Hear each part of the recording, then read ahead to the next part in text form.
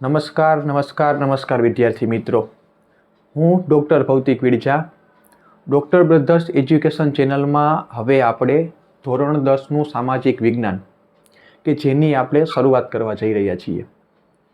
2025માં તમારે બોર્ડની પરીક્ષા હશે, એટલે આમ તો કાંઈ ગભરાવાની જરૂર નથી કે ડરવાની જરૂર નથી. ફરક શું છે કે અત્યાર સુધી તમારું જે મૂલ્યાંકન થતું હતું ને એ માત્ર ને માત્ર તમારી સ્કૂલના જે વિદ્યાર્થીઓ હતા ને એની સાથે થતું હતું. આ વખતે તમારું મૂલ્યાંકન આખા ગુજરાતના વિદ્યાર્થીઓ સાથે થશે. તો એમાં કાંઈ બીવાની જરૂર નથી, બસ આપણે થોડીક મહેનત એ પ્રમાણે કરવાની. હવે જુઓ, તમારે કોઈ પણ પરીક્ષા પાસ કરવી હોય ને તો એના અમુક ગોલ્ડન રૂલ્સ છે. શું? પેલું કે તમારા જે કોન્સેપ્ટ હોય ને એ બધા કોન્સેપ્ટ ક્લિયર હોવા જોઈએ. શું? તમારા બધા કોન્સેપ્ટ ક્લિયર હોવા જોઈએ. જેટલા તમારા કોન્સેપ્ટ ક્લિયર હશે ને એટલા તમને માર્ક્સ વધુ મળશે. કોન્સેપ્ટ ક્લિયર હોવાના બે ફાયદા થાય. શું? પેલું કે તમને કાંઈ પણ વસ્તુ વાંચશો ને તો એ લાંબો ટાઈમ યાદ રહેશે. બાકી કેવું થશે કે તમારે એને ગોખવું પડશે અને ગોખેલું 2 કે 4 દિવસ યાદ રહેશે, બહુ તો અઠવાડિયું યાદ રહેશે, પછી ભૂલાઈ જશે. પણ જો તમારા કોન્સેપ્ટ ક્લિયર હશે ને તો તમને એ લાંબો સમય યાદ રહેશે. અને બીજો ફાયદો એ થાય કે તમને પરીક્ષામાં ગમે એવી રીતે એ મારી મચોડીને પણ પૂછે ને તો તમને આવડશે.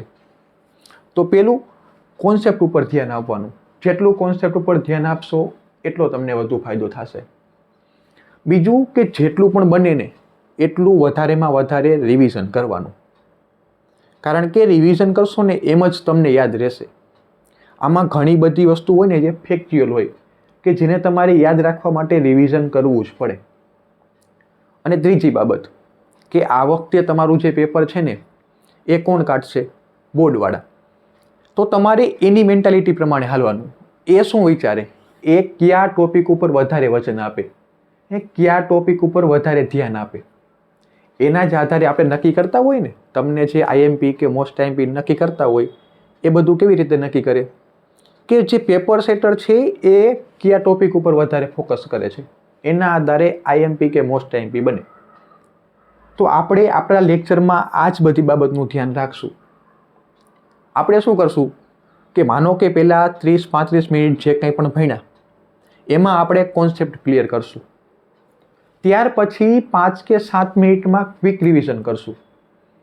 અને બીજું કે હું તમને સાથે સાથે જ કહેતો જઈશ કે કયા ટોપિકમાંથી શું પૂછાઈ શકે, ક્યાંથી 2 માર્કના, 3 માર્કના, 4 માર્કના પ્રશ્નો પૂછાઈ શકે, કયા પ્રશ્નો આઈએમપી છે કે કયા પ્રશ્નો મોસ્ટ આઈએમપી છે. આ બધું હું તમને સાથે સાથે જ કહેતો જઈશ. ડન. તો હવે આપણે સામાજિક વિજ્ઞાનની શરૂઆત કરીએ. હવે જો આપણે છે ને સામાજિક વિજ્ઞાનની શરૂઆત 8મા ચેપ્ટરથી કરીએ છીએ. ક્યાંથી? કુદરતી સંસાધનોથી કરીએ છીએ. હવે તમને એવું થાય કે ડાયરેક્ટ આપણે જો 8મા ચેપ્ટર સુધી જાય તો આપણને પહેલા 7 ચેપ્ટર તો આવડતા નથી. શરૂઆત આપણે ક્યાંથી કરીએ છીએ? ડાયરેક્ટ 8મા ચેપ્ટરથી. તો શું મને 8મું ચેપ્ટર સમજાશે? તમે જુઓ કે પહેલા જે 7 ચેપ્ટર છે ને એ બધા સાંસ્કૃતિક વારસાના છે. શેના છે? આ ચેપ્ટર છે બધા સાંસ્કૃતિક વારસાના. ત્યાર પછી 8થી તમે જુઓ તો છેક 14મા ચેપ્ટર સુધી આ બધા ચેપ્ટર છે ભૂગોળના.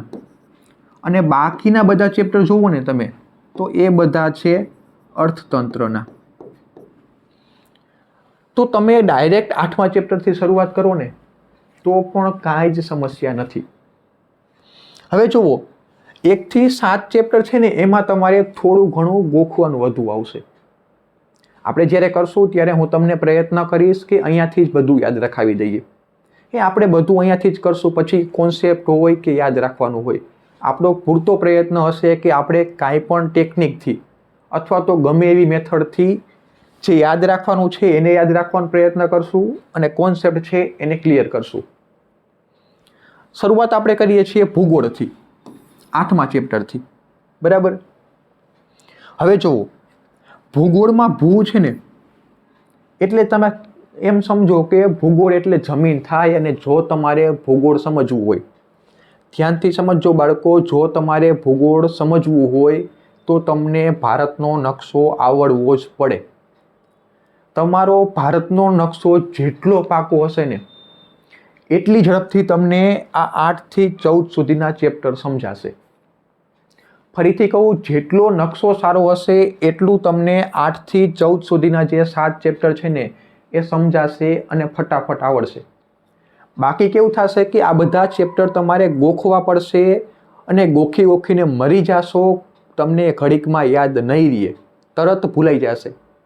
આ બધા ચેપ્ટર કોન્સેપ્ટવાળા છે. તમારે શું કરવાનું, જેટલો બને ને એટલો નકશો વ્યવસ્થિત પાકો કરવાનો. કઈ રીતે પાકો કરવાનો હું તમને સમજાવું. એ પણ સમજાવું કે નકશો કેટલો ઉપયોગી છે અને કઈ રીતે ઉપયોગી છે. આપણે એ બધું સમજી પછી જ આપણે કુદરતી સંસાધનની શરૂઆત કરીએ.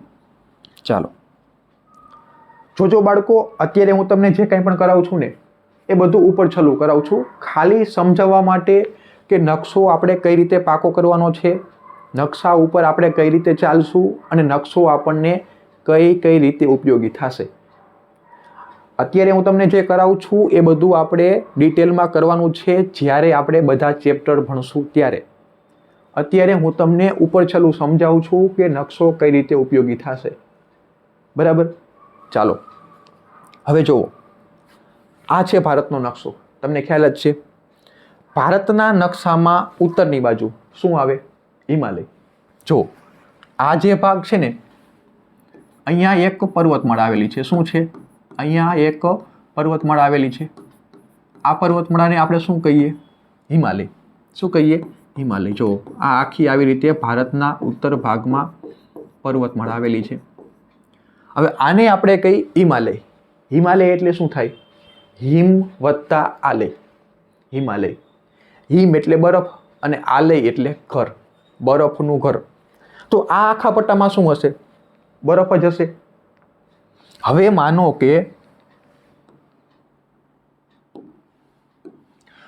કે અહીંયા એક સરોવર છે. આ શું છે? સરોવર છે. સરોવરમાં પાણી હશે. હવે જુઓ, સરોવરની આજુબાજુ બરફ જ છે, ગ્લેશિયર જ છે અને બરફ સતત ઓગળતો હશે. એ પૃથ્વીનું તાપમાન હોય, તાપમાન વધે છે એવી રીતે શું થશે?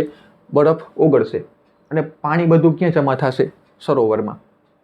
તો સરોવરમાં બારે માસ પાણી હશે.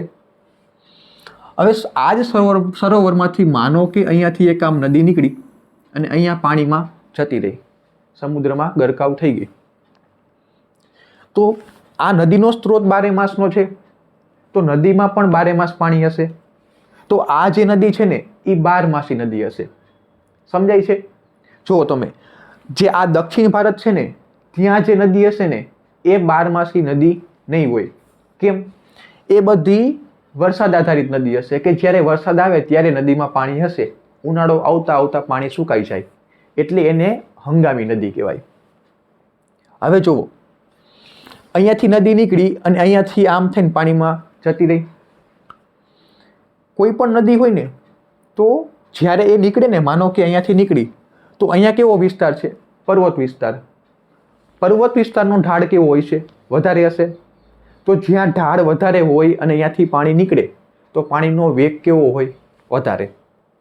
પછી જેમ જેમ ઢાળ ઓછો થતો જાય અને મેદાની પ્રદેશ આવી જાય તો ત્યારે શું થશે કે પાણીનો જે વેગ છે ને એ ઓછો થતો જશે અને હળવે સાવ ધીમો થઈ જશે. તો અહીંયા પણ એવું જ થશે કે અહીંયા પર્વત વિસ્તાર છે તો ત્યાં ઢાળ વધારે હશે, પાણી ફૂલ ઝડપથી વેગથી વહેતું હશે.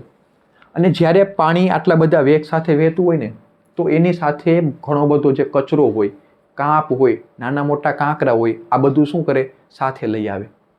અને પછી જ્યારે એ મેદાની પ્રદેશમાં પહોંચે, માનો કે અહીંયાથી મેદાની પ્રદેશ શરૂઆત થઈ, હવે મેદાની પ્રદેશમાં એ પહોંચી ત્યારે ઢાળ કેવો થશે?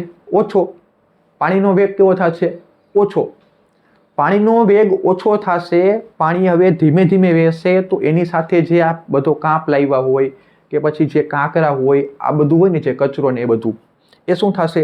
હળવે સ્થિર થશે અને એ કાંઠા ઉપર જમા થશે. શું થશે? કાંઠા ઉપર જમા થશે. તો અહીંયા પણ એવું જ થશે. આ માનો કે કાંઠા છે તો કાંઠાની બે બાજુ શું થશે? કાંપ અહીંયા બધો જમા થશે ને. તો અહીંયા કેવી જમીન બનશે? અહીંયા કેવી જમીન બનશે? કાંપની જમીન બનશે. કેવી? કાંપની જમીન. એવી જ રીતે માનો કે અહીંયા છે તો અહીંયા પણ કેવી જમીન બનશે? આ બધી જમીન બનશે કાંપની જમીન. સમજાણું બાળકો કે શા માટે અહીંયા કાંપની જમીન છે? હવે જુઓ, આ થઈ કોન્સેપ્ટની વાત. પ્રશ્ન કેવી રીતે પૂછાય?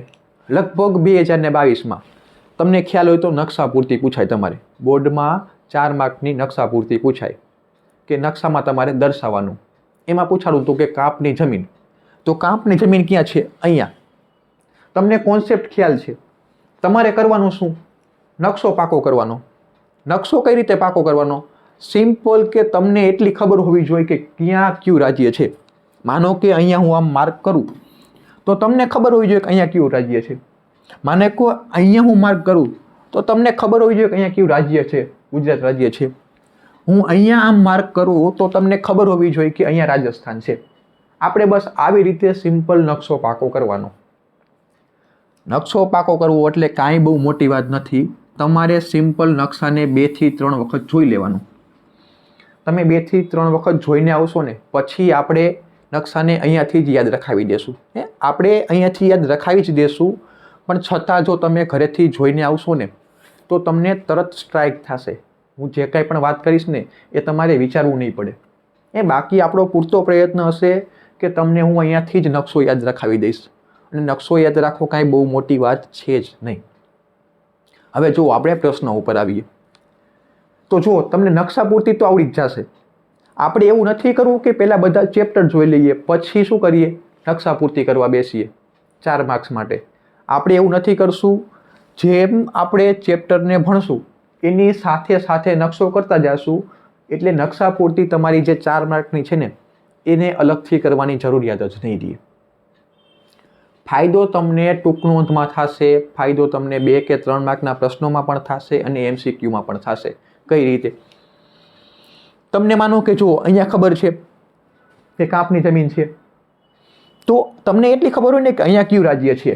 તમે નકશો કરેલું હશે એટલે તમને ખબર હશે કે અહીંયા ઉત્તર પ્રદેશ છે. તો તમને તરત ખબર પડી જાય કે ઉત્તર પ્રદેશમાં કેવી જમીન હશે? કાંપની જમીન. આ ચેપ્ટર કયું થયું? કુદરતી સંસાધનો, જે આપણે ભણવાના છીએ એ. હવે આના પછી આપણે ચેપ્ટર ભણશું ને કૃષિ. તો કૃષિમાં શું હશે કે તમને અલગ અલગ બધા પાક પૂછે. તમને એમ પૂછે કે ઉત્તર પ્રદેશમાં કયો પાક થાય અથવા તો કયા કયા પાકો થતા હશે. તમારે ગોખવાની જરૂર નહીં પડે. સિમ્પલ તમને ખબર હોય કે કાંપની જમીનમાં કયા બધા પાક થાય. તો તમને ખબર છે કે અહીંયા ઉત્તર પ્રદેશ આવશે. અહીંયા કેવી જમીન છે? કાંપની જમીન. કાંપની જમીનમાં કયા પાકો થાય તમને એની પણ ખબર છે. તો જે પાકો કાંપની જમીનમાં થતા હશે એ બધા પાક ઉત્તર પ્રદેશમાં થતા હશે. સમજો છો? હવે જુઓ, તમને ખબર છે કે અહીંયા નવો કાંપ છે. કેમ કે અહીંયા જ્યારે નદી પાણીમાં ગરકાવ થાય ને તો ત્યાં ડેલ્ટાનું નિર્માણ કરે. ડેલ્ટાનું નિર્માણ કરે તો ત્યાં નવો કાંપ હોય. હવે અહીંયા નવા કાંપનું મેદાન છે. તમને એની ખબર છે. અહીંયા કયું રાજ્ય છે એની પણ તમને ખબર છે કે અહીંયા પશ્ચિમ બંગાળ છે. જો તમને ખબર હોય કે નવા કાંપની જમીનમાં શણનું ઉત્પાદન સારામાં સારું થાય તો તમને ખબર પડી જશે કે પશ્ચિમ બંગાળમાં જ શણનું સારામાં સારું ઉત્પાદન થતું હશે. હવે તમારે ગોખવું નહીં પડે કે શણનું ઉત્પાદન કરતું રાજ્ય કયું. તમને ડાયરેક્ટ યાદ આવી જશે કે હા, શણનું ઉત્પાદન કીધું છે એટલે આપણે ક્યાં જવાનું? નવા કાંપની જમીનમાં. નવા કાંપની જમીન એટલે ડેલ્ટા આગળ જતું રહેવાનું. ડેલ્ટા આગળ પશ્ચિમ બંગાળ આવે. સમજો છો કે સાવ સિમ્પલ. હજુ તમને થોડુંક અઘરું લાગતું હશે હું બોલીશ ને ત્યારે. કેમ કે હજી તમે આ કાંઈ ભણ્યા નથી. આપણે જ્યારે ઊંડાણપૂર્વક ને વિસ્તારથી સમજશું ને પછી બધું ઇઝીલી થઈ જશે. તમને સરળતાથી યાદ રહી જશે. તમે તરત વિચારતા થઈ જશો. હું જે કાંઈ પણ બોલીશ ને એના પહેલાં તમે વિચારતા થઈ જશો. સમજાણું? જુઓ, 2017માં કે 18માં મને ખાસ યાદ નથી પણ એવો પ્રશ્ન પૂછાયેલો હતો કે શણનું ઉત્પાદન ક્યાં વધુ થાય છે અથવા તો જે શણ ઉદ્યોગ છે એ ક્યાં વિકસ્યો હતો. આ ચેપ્ટર છે ઉદ્યોગો કે જેમાંથી પ્રશ્ન પૂછાય. તમને કુદરતી સંસાધનમાં ઉપયોગી થયો નકશો, પછી કૃષિમાં ઉપયોગી થયો. હવે તમે ઉદ્યોગો ચેપ્ટર, તો એમાં પણ કામ લાગશે. શણ ઉદ્યોગ ક્યાં વિકસ્યું હોય કે જ્યાં શણનું ઉત્પાદન સારામાં સારું હોય.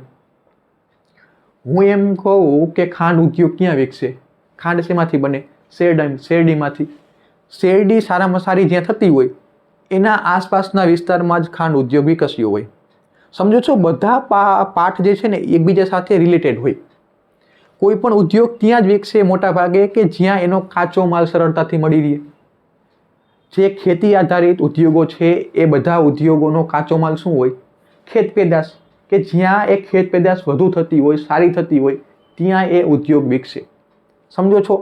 તો તમને જો કૃષિ આવડતું હશે તો કૃષિ આધારિત જેટલા પણ ઉદ્યોગો પૂછે ને એ બધા ઉદ્યોગો આવડશે, તો તમને ઉદ્યોગો ચેપ્ટર પણ સરળતાથી આવડી જશે.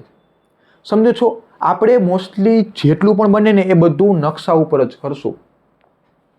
અને જે બીજા જે 7 ચેપ્ટર હતા ને સાંસ્કૃતિક વારસાના, એને પણ આપણે નકશા ઉપર જ યાદ રાખશું. તમને બહુ સરળતાથી યાદ રહી જશે. કરવાનું તમારે શું કે 2 થી 3 વખત નકશો જોઈને આવવાનો. તમને નકશો યાદ હશે ને તો તરત તમને બધા રાજ્ય યાદ આવશે. અને કેવું થશે કે જે પહેલા 7 ચેપ્ટર છે ને એમાં ગોખવાનું છે. મતલબ કે જો તમને નકશો આવડતું હશે ને તો માનો કે અહીંયાથી હું બોલું કે આંધ્રપ્રદેશ, તો તરત તમને જો આંધ્રપ્રદેશ છે ને એ તમને તરત મગજમાં લાઇટ થાય ને તો તમને એ વસ્તુ ઝડપથી યાદ રહેશે. તો નકશો તો તમારે આજ નહીં તો કાલ કરવો જ પડશે. છેલ્લે બાકી નકશા પૂર્તિ માટે 4 માર્ક્સ માટે તમારે નકશો તો કરવાનો જ છે. તો પછી કરવો એના કરતાં પહેલાં કરવામાં શું વાંધો? અને પહેલું કરીને આપણે બધું નકશા ઉપર કરી લઈએ તો એનાથી સારામાં સારું શું મને કહો. હવે બાળકો, તમે આપણી ચેનલ ઉપર નવા હશો તો આપણી ચેનલને સબસ્ક્રાઈબ કરવાનું ભૂલતા નહીં. લાઇક અને શેર કરજો. તમારા મિત્રોને પણ વિડીયો મોકલજો કે જેના આધારે એ પણ આવી રીતે નકશા આધારે સમજૂતી મેળવી શકે અને એ નકશા આધારે ચેપ્ટરને સમજી શકે. તો લાઇક, શેર અને સબસ્ક્રાઈબ કરવાનું ભૂલશો નહીં. ચાલો હવે આપણે ચેપ્ટરની શરૂઆત કરીએ. કુદરતી સંસાધનો. હવે કુદરતી સંસાધનો એટલે થાય શું? તમને ખ્યાલ જ હશે કે કુદરતી સંસાધનો એટલે કુદરતે આપણને જે કાંઈ પણ આપ્યું હોય એને આપણે શું ગણીએ? કુદરતી સંસાધનો. જેમ કે હવા, પાણી, જમીન. પછી જમીનમાંથી આપણે જે કાંઈ પણ મેળવતા હોય, જેમ કે ઘણી બધી ખનિજ મેળવીએ. પછી ખનિજ ઉપરાંત આપણે તેલ મેળવતા હોઈએ, કુદરતી ગેસ મેળવતા હોઈએ. તો આ બધું શું છે? કુદરતી સંસાધનો. એવી જ રીતે જમીનમાંથી આપણે બધા પાક ઉગાડીએ કે જેનો આપણે ખોરાક તરીકે ઉપયોગ કરતા હોઈએ. તો એ પણ શું છે? કુદરતી સંસાધન. તમે જુઓ કે જે રીતે આપણે જમીનમાંથી મેળવીએ છીએ એવી જ રીતે પાણીમાંથી આપણે ઘણું બધું મેળવતા હોઈએ. આપણે મત્સ્યપાલન કરીએ તો ક્યાંથી કરીએ? પાણીમાંથી. તો એ પણ આપણા માટે શું છે? કુદરતી સંસાધન. હવે અહીંયા ચેપ્ટર છે કુદરતી સંસાધનો, એટલે આપણે થોડુંક એને વ્યવસ્થિત સમજીએ. જો તમારે કોઈ પણ વસ્તુને કુદરતી સંસાધનમાં ગણવી હોય ને તો એના માટે 2 નિયમો છે કે 2 શરતો છે કે એ 2 શરતો એ પૂરી કરતું હોવું જોઈએ. પેલું કે કોઈ પણ વસ્તુ છે તો એ આપણને ઉપયોગમાં આવી શકે ને એવી હોવી જોઈએ. બીજી શરત શું છે કે આપણને એનો ઉપયોગ કરતા આવડવો જોઈએ.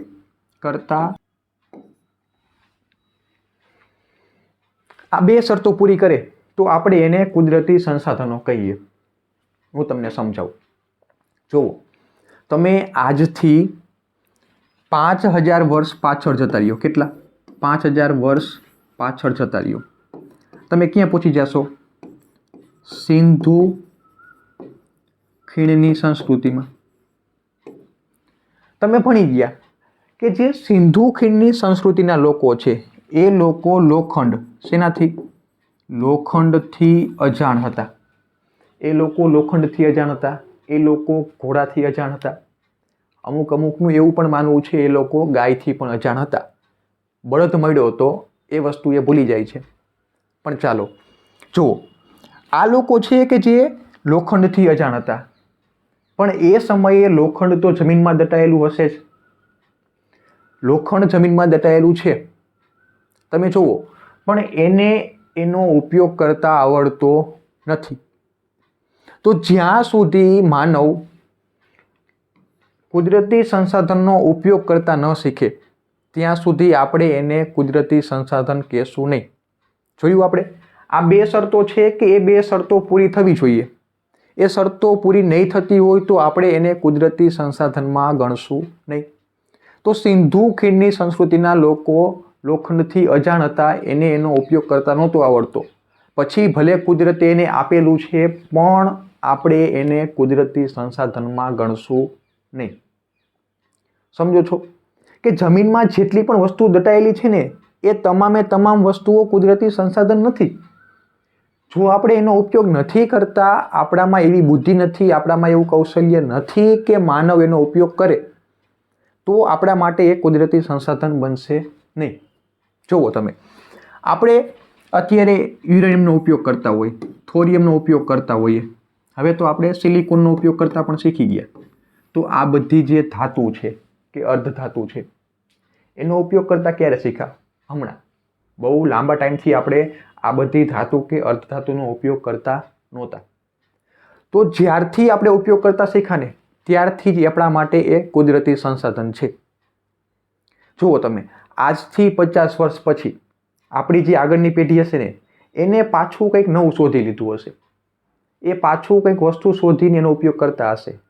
તો ત્યારે જે એ વસ્તુ શોધીને એ એના માટે કુદરતી સંસાધન હશે, આપણા માટે એ કુદરતી સંસાધન નથી. ભલે અત્યારે એ જમીનમાં હશે ખરું, તો કુદરતે આપણને ભલે આપેલું હોય, જો આપણને એનો ઉપયોગ કરતા નથી આવડતો, આપણે જો એના ઉપર નિર્ભર નથી, તો એ કુદરતી સંસાધનમાં આવશે નહીં. સમજાણું તમને? હવે આપણે બુકની જે ભાષા છે એમાં જોઈએ, એના શબ્દોમાં જોઈએ. જો સંસાધન દ્વારા માનવીની જરૂરિયાતો થોડા ઘણા અંશે કે પૂરેપૂરી સંતોષી શકાય.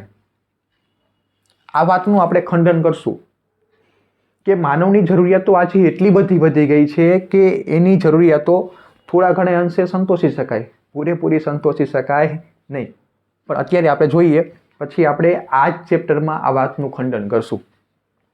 કુદરતમાં હજારો તત્વો પડેલા છે, પણ આપણે તેને સંસાધન ન કહી શકીએ.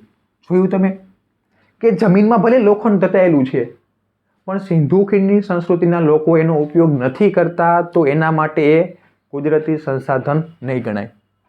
આ તત્વો ત્યારે જ સંસાધન કહેવાય કે જ્યારે માનવી તેના વિશિષ્ટ જ્ઞાન અને કૌશલ્ય, જોયું તમે, જ્ઞાન અને કૌશલ્ય દ્વારા ઉપયોગમાં લેવાય. અન્ય રીતે કહીએ તો જે વસ્તુ ઉપર માનવી આશ્રિત કે નિર્ભર હોય, જેનાથી મનુષ્યની જરૂરિયાતો પૂરી થાય અને માનવી પાસે તેનો ઉપભોગ કરવાની શારીરિક કે બૌદ્ધિક ક્ષમતા હોય. સમજાણું? આપણે જે વાત કરી ને કે જ્યારે મનુષ્ય પાસે એવી બુદ્ધિ કે પછી કૌશલ્ય હોય કે પછી જેના કારણે એ એના ઉપર આશ્રિત હોય કે નિર્ભર હોય, ત્યારે તેને કુદરતી સંસાધન કહેવાય. ચાલો આગળ. આ મુજબ કોઈ પણ વસ્તુ માનવ જરૂરિયાતો પૂરી કરવા ઉપયોગમાં લેવાય તે સંસાધન બની જાય છે. સમજાણું? હવે જુઓ, કોઈ પણ વસ્તુ કે જેનો માનવી ઉપયોગ કરતો હોય ને, એને સંસાધન કહેવાય.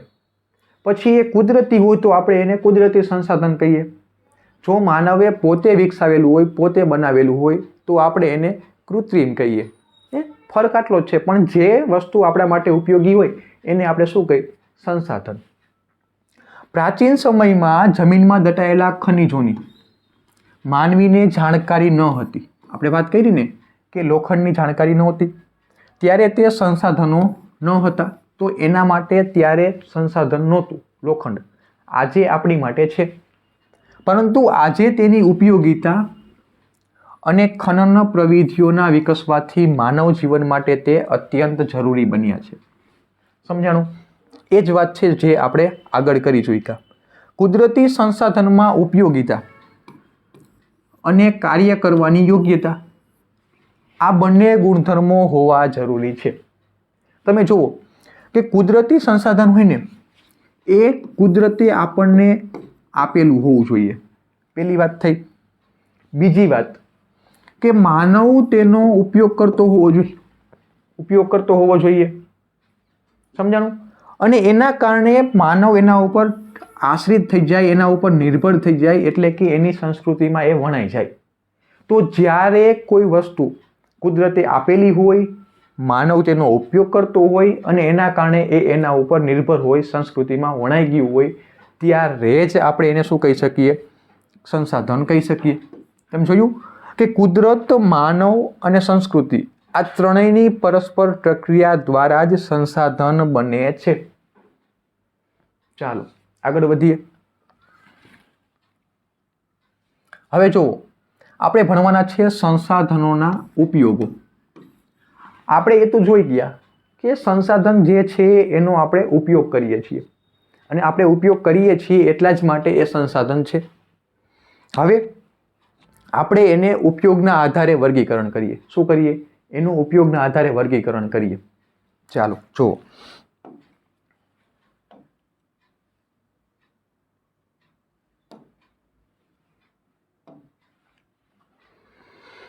હવે કુદરતી સંસાધનો.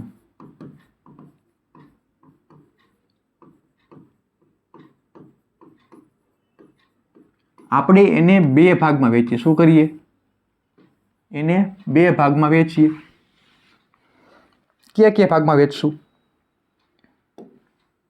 જુઓ, કુદરતી સંસાધનનો આપણે એક તો છે પ્રત્યક્ષ ઉપયોગ કરતા હોય. કેવી રીતે? પ્રત્યક્ષ ઉપયોગ કરતા હોય. જેમ કે આપણે એનો ખોરાક તરીકે ઉપયોગ કરીએ. કઈ રીતે? ખોરાક તરીકે આપણે માનો કે કોઈ જમીનમાં અનાજ ઉગાડીએ. માનો કે કોઈ જમીનમાં આપણે ઘઉં ઉગાડ્યા, તો ઘઉંનો આપણે કઈ રીતે ઉપયોગ કરીએ? ખાઈને, ખોરાક તરીકે.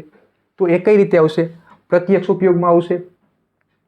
તમે જુઓ કે અનાજ છે, પછી એવી જ રીતે આપણે મત્સ્યપાલન કરતા હોય, તો એમાંથી આપણે શું મેળવતા હોય? માછલા. જે કાંઈ પણ આપણે ખોરાકમાં ઉપયોગ કરીએ એ કઈ રીતે કરીએ? ડાયરેક્ટ. પછી આ જ રીતે આમાં તમે જુઓ કે દૂધ છે કે દૂધની બનાવટ છે, જે લોકો પશુપાલન કરતા હશે એ લોકો શું મેળવતા હશે? દૂધ. અને દૂધનો આપણે પ્રત્યક્ષ ઉપયોગ કરતા હોય ખોરાક તરીકે. તો સંસાધનનો જે ઉપયોગ છે એમાં કઈ રીતે થયું? એક ઉપયોગ થયો ખોરાક તરીકે. પણ માનો કે કોઈ જમીનમાં મેં ઘઉં નથી વાવ્યા અને ત્યાં મેં વાવ્યું, માનો કે મેં વાવ્યું કપાસ. તો કપાસ વાવ્યો તો પછી કપાસનો તો આપણે ખાવા તરીકે ઉપયોગ કરતા નથી. તો કપાસને આપણે ખોરાકમાં મૂકી શકશું નહીં. તો કપાસનો આપણે કઈ રીતે ઉપયોગ કરીએ? કપાસમાંથી આપણે શું કરીએ? કાપડ બનાવીએ. શું કરીએ? કાપડ બનાવીએ. અને કાપડનો આપણે ઉપયોગ કરીએ. તો આપણે અપ્રત્યક્ષ રીતે કપાસનો ઉપયોગ કર્યો ને. કઈ રીતે? અપ્રત્યક્ષ રીતે. તો આપણે અહીંયા નવી શ્રેણી બનાવીએ. ત્યાં લખીએ અપ્રત્યક્ષ, અથવા તો તમે એને પરોક્ષ કહી દો. તો કપાસનો ઉપયોગ આપણે અપ્રત્યક્ષ રીતે કર્યો. અહીંયા આપણે લખ્યું ને ખોરાક તરીકે ઉપયોગ. તો એવી જ રીતે આપણે આનો ઉપયોગ કઈ રીતે લખશું? કપાસનો. જુઓ તમે, આપણે જે કાપડ બનાવ્યું ને એના માટે કપાસ શું છે? કાચો માલ છે. તો એક એવું કહી શકું કે ઘણા બધા સંસાધનો છે કે જેનો આપણે કાચા માલના સ્ત્રોત તરીકે ઉપયોગ કરતા હોય. આ એક ઉપયોગ થયો કે આપણે કાપડ બનાવવા માટે કપાસનો ઉપયોગ કરીએ છીએ. કપાસ કુદરતી સંસાધન છે, પણ એ કેવો છે? કાચા માલ તરીકે આપણે એનો ઉપયોગ કર્યો. તો એક પ્રકાર આવશે કાચા માલના સ્ત્રોત તરીકે. હવે જુઓ કે માનો કે કોઈ ફેક્ટરી છે, આપણે સમજીએ કે કપાસ જ છે. કપાસમાંથી આપણે એક ફેક્ટરીમાં કાપડ બનાવીએ છીએ. તો જે કપાસમાંથી કાપડ બનાવીએ છીએ એના માટે અમુક મશીનો વપરાતા હશે. એ મશીનમાં ઈંધણ પણ વપરાતું હશે. પછી એ વિદ્યુત ઉર્જા હોય કે પછી કુદરતી ગેસ હોય, કોલસો હોય, કાંઈ પણ હોય કે પછી ખનિજ તેલ હોય જેનો પણ આપણે ઉપયોગ કરતા હોઈએ. તો આ કુદરતી ગેસ છે, પેટ્રોલિયમ છે, વિદ્યુત ઉર્જા છે, આ બધું શું છે? કુદરતી સંસાધનો જ છે. તો એને તો આપણે નથી કાચા માલના સ્ત્રોત તરીકે ગણી શકતા કે નથી આપણે ખોરાક તરીકે ગણી શકતા. તો આપણે પાછો એનો એક નવો ભાગ પાડી દઈએ. એને શું કહેશું? એને આપણે કહીએ શક્તિ સંસાધનો. બરાબર, આ એક નવો શ્રેણી પાડ્યો. ટૂંકમાં આપણે કોઈ પણ ખનિજ સંસાધન હોય એનું જો ઉપયોગના આધારે વર્ગીકરણ કરીએ તો એનો આપણે પ્રત્યક્ષ ઉપયોગ કરતા હોઈએ અથવા તો અપ્રત્યક્ષ ઉપયોગ કરતા હોઈએ. પ્રત્યક્ષ ઉપયોગમાં આપણે કઈ રીતે કરતા હોય? ખોરાક તરીકે. કઈ રીતે? ખોરાક તરીકે. અને અપ્રત્યક્ષમાં આપણે કાચા માલના સ્ત્રોત તરીકે ઉપયોગ કરતા હોઈએ અથવા તો આપણે એને શક્તિ સંસાધનો તરીકે ઉપયોગ કરતા હોઈએ. તમને અહીંયાથી એવો પ્રશ્ન પૂછે કે કુદરતી સંસાધનો છે એના તમે ઉપયોગના આધારે વર્ગીકરણ કરો. આ પ્રશ્ન તમને 2 થી 3 માર્કમાં પૂછી શકે. તો તમારે 3 પ્રકાર લખવાના. સિમ્પલ છે, બહુ સિમ્પલ. 3 પ્રકાર લખવાના. પહેલો પ્રકાર આવશે ઉપયોગના આધારે, બીજો આવશે કાચા માલના સ્ત્રોત તરીકે અને ત્રીજો આવશે કુદરતી સંસાધનો તરીકે. શક્તિ સંસાધનો તરીકે. સમજાણું આટલું? આ 3 પ્રકાર તમારે લખવાના થશે. ચાલો હવે આપણે એને બુકમાં જોઈએ. સંસાધનો આપણને વિવિધ રીતે ઉપયોગી છે. માનવ જીવનના દરેક તબક્કે તેની કોઈને કોઈ ભૂમિકા આપણને ધ્યાનમાં આવે છે. જેમ કે ખેતી પ્રવૃત્તિથી ઉદ્યોગ પ્રવૃત્તિ સુધી તમામ પ્રવૃત્તિઓ છેવટે પ્રત્યક્ષ કે પરોક્ષ, આપણે જોયું ને, પ્રત્યક્ષ કે પરોક્ષ રીતે કુદરતી સંસાધનો પર અવલંબે છે.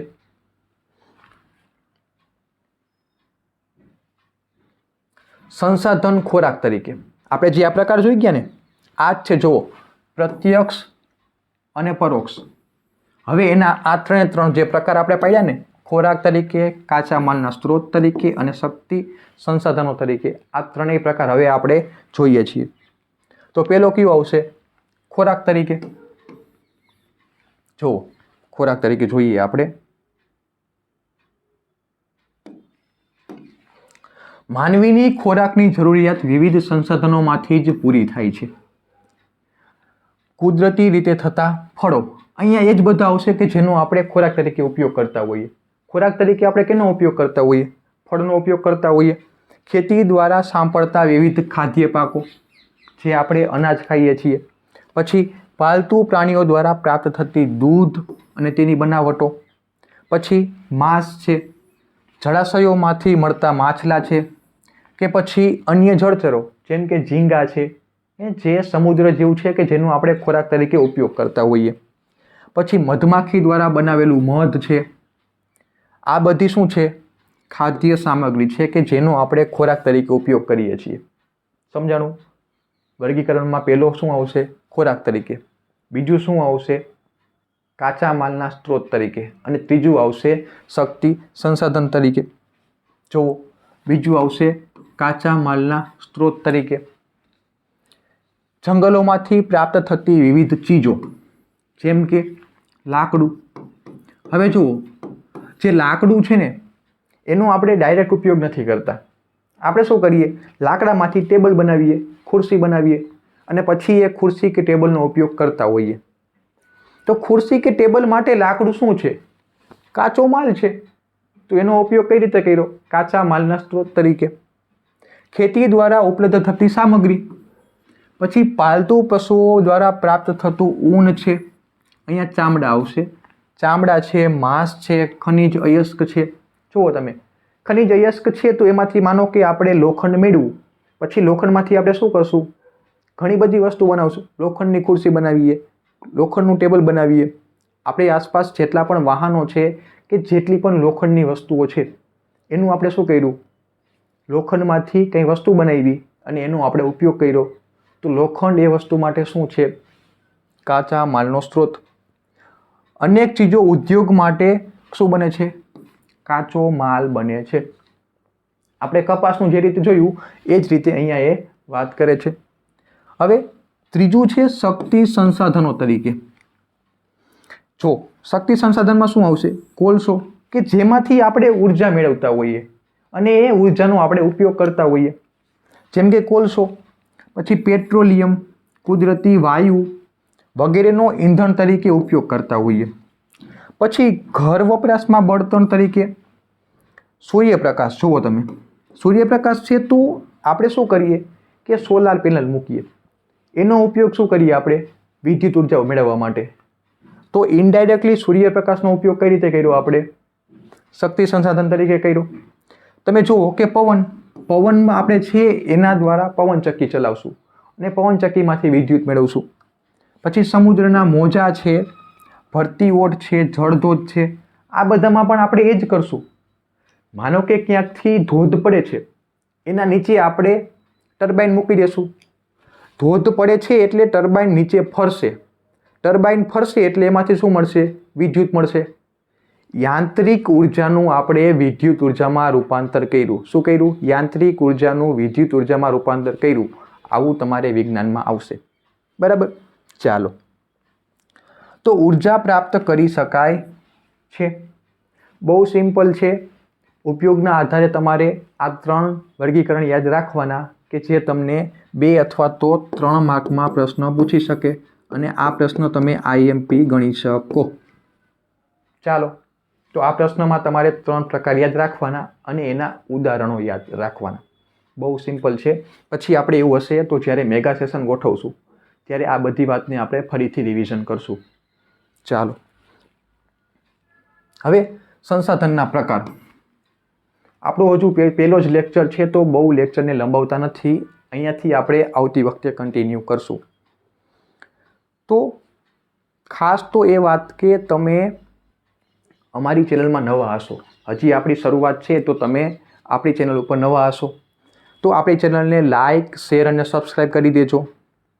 બીજું કે તમે જે બેલ આઇકન છે ને એને ક્લિક કરી દેજો કે એના કારણે આપણો જ્યારે પણ નવો વિડીયો આવે ને તો એ વિડીયો તમને તરત મળી જાય અને એ વિડીયોનો તમે તરત લાભ લઈ શકો. સાથે સાથે તમારા જે મિત્રો છે એને પણ વિડીયોને શેર કરજો કે જેથી કરી એ પણ આ વિડીયોનો લાભ લઈ શકે અને એ પણ આ રીતે નકશા આધારિત વસ્તુઓ શીખી શકે. હજી બાળકો કહું છું કે નકશો કરજો, કેમ કે હજી શરૂઆત છે, તમારી પાસે સમય છે, સમયનો સદુપયોગ કરો અને નકશો કરો. અત્યારથી તમે કોન્સેપ્ટ ઉપર ધ્યાન આપો. અત્યારથી તમે કોન્સેપ્ટ ઉપર ધ્યાન આપશો ને તો તમને આરામથી કોન્સેપ્ટ યાદ રહી જશે અને પછી એ તમને ક્યારેય નહીં ભૂલાય. તો બીજી ખાસ વસ્તુ તમને એ કહેવાની છે કે તમને જો કોઈ ડાઉટ હોય અથવા તો તમને જો કંઈ પ્રશ્ન હોય, કાંઈ ન સમજાણું હોય તો તમે કમેન્ટ બોક્સમાં લખી શકો, હું તમને ત્યાં આન્સર કરીશ. અથવા તો તમે ડિસ્ક્રિપ્શનમાં ટેલિગ્રામ ચેનલની જે લિંક આપેલી છે ત્યાં તમે મારો કોન્ટેક્ટ કરી શકો અથવા તો એ ગ્રુપમાં તમે મેસેજ નાખી શકો. એનું આપણે જવાબ આપશું અને આપણે તમારા જે સમસ્યા છે એનું સમાધાન કરશું, તમારો ડાઉટ સોલ્વ કરશું. તો ચાલો હવે આપણે આવતા લેક્ચરમાં મળીએ.